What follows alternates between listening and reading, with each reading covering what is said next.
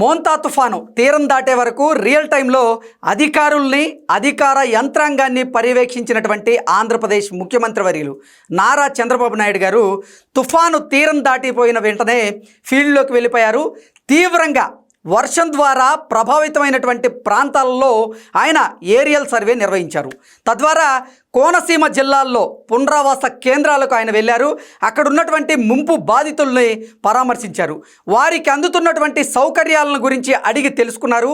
చంద్రబాబు గారి పర్యటన గురించి ముందుగా ఎవరికీ సమాచారం లేదు. హఠాత్తుగా ఆయన ఏరియల్ సర్వే పెట్టుకొని కోనసీమ జిల్లా అల్లవరం మండలం ఓడల రేవుకు వెళ్ళారు.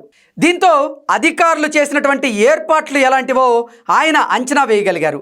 అక్కడికి సీఎం వస్తారని తెలిస్తే వేరే ఏర్పాట్లు చేసి ఉండేవారు. అయితే సీఎం వస్తారని కాకుండా అందరికీ కనీస సౌకర్యాలతో సరైనటువంటి ఏర్పాట్లు చేశారా లేదా అన్నది ముఖ్యం. చంద్రబాబు గారి పర్యటనతో అధికారులు హడావుడి పడ్డారు.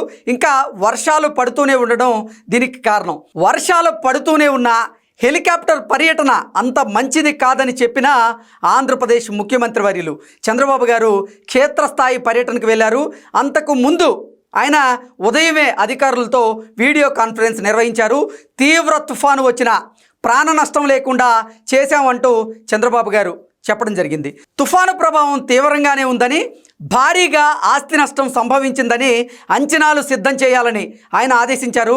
బాధితులకు నిత్యావసరాలను పంపిణీ చేయాలంటూ కూడా అధికారులకు చంద్రబాబు గారు ఆదేశాలు జారీ చేశారు. ఒక్కొక్కరికి 3,000 చొప్పున ఇవ్వాలంటూ కూడా ఆయన జీవో ఇచ్చారు.